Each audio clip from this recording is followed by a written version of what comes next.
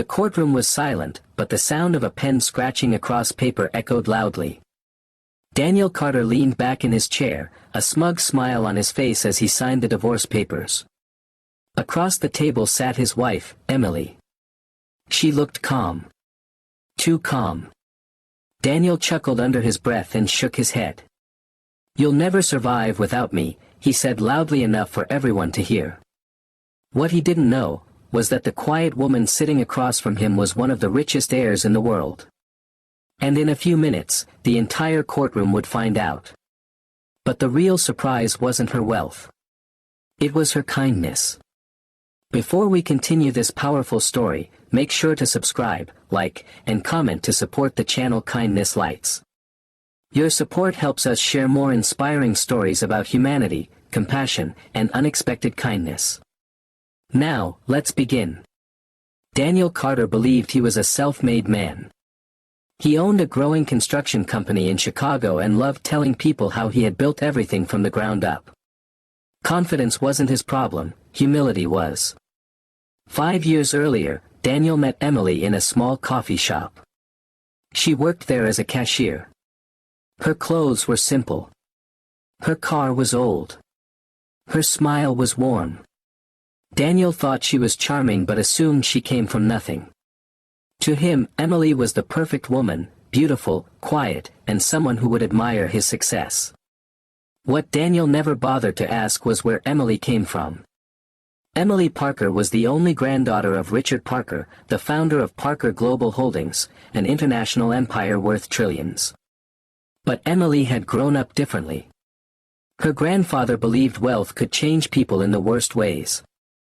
So he raised her to live a normal life, away from the spotlight. Emily volunteered at shelters, worked part-time jobs, and believed kindness mattered more than money. When Daniel asked her out, she didn't see a businessman. She saw someone ambitious and energetic. At least, that's what she believed at the time. Their marriage started happily. For the first year, Daniel seemed supportive and proud of Emily's kindness. He even told friends that her humility kept him grounded. But as his company grew, Daniel changed. Success made him impatient. He started criticizing Emily's simple lifestyle. "Why do you still work at that coffee shop?" he once asked. "My wife shouldn't be serving lattes." Emily smiled gently. "Because I like helping people." Daniel rolled his eyes. To him, kindness didn't build empires. Money did. The arguments slowly increased. Daniel wanted Emily to become someone else, someone glamorous who could impress his wealthy business partners. Emily refused to pretend. She continued volunteering at community centers and quietly donating her time to people who needed help. One evening Daniel snapped during a dinner party. "You act like you're some saint," he said sharply. "But you contribute nothing to this family." The room went silent. Emily's eyes filled with hurt, but she didn't argue. She simply whispered, "Kindness is never nothing, Daniel." But Daniel laughed. That night, something inside Emily broke.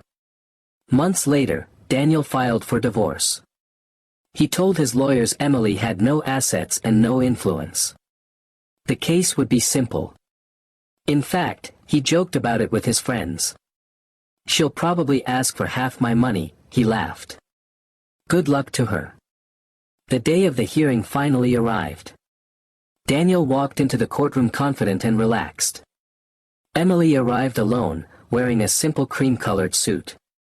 She looked peaceful. Daniel smirked. "Ready to start over?" he whispered mockingly. Emily just nodded politely. The judge began reviewing the documents. Daniel grabbed the pen and signed the divorce papers quickly. Then he slid them across the table toward Emily. "Well," he said loudly, "good luck paying your rent now." Several people in the courtroom shifted uncomfortably. Emily picked up the pen. She signed her name calmly. But before the judge could finalize the documents, the courtroom doors opened. Two lawyers in expensive suits walked in, followed by an older man with silver hair. The room immediately grew quiet. Daniel frowned. "Who are they?" he whispered. Emily looked up gently. "My legal team." Daniel blinked. "What?" One of the lawyers stepped forward and placed several thick folders on the table. "Your Honor," he said calmly, "we represent Ms. Emily Parker, primary heir to Parker Global Holdings."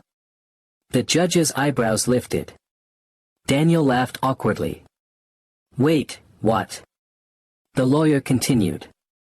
"Ms. Parker is the majority beneficiary of an estate currently valued at approximately $1.3 trillion.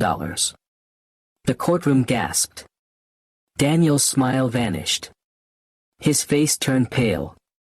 He looked at Emily like he was seeing her for the first time. You're joking." Emily shook her head softly. "No, Daniel." Her grandfather stepped forward and placed a comforting hand on her shoulder. "I wanted Emily to marry someone who loved her for who she was," the old man said calmly. "Not for money." Daniel's hands began to tremble. You never told me." Emily looked at him with sad but kind eyes. "You never asked." The judge adjusted his glasses. "Mr. Carter," he said slowly, "according to the prenuptial agreement filed by Ms. Parker's attorneys, all Parker family assets remain separate property." Daniel felt his stomach drop. That meant something worse. Emily hadn't been after his money. She never needed it. And he had just mocked a woman who owned more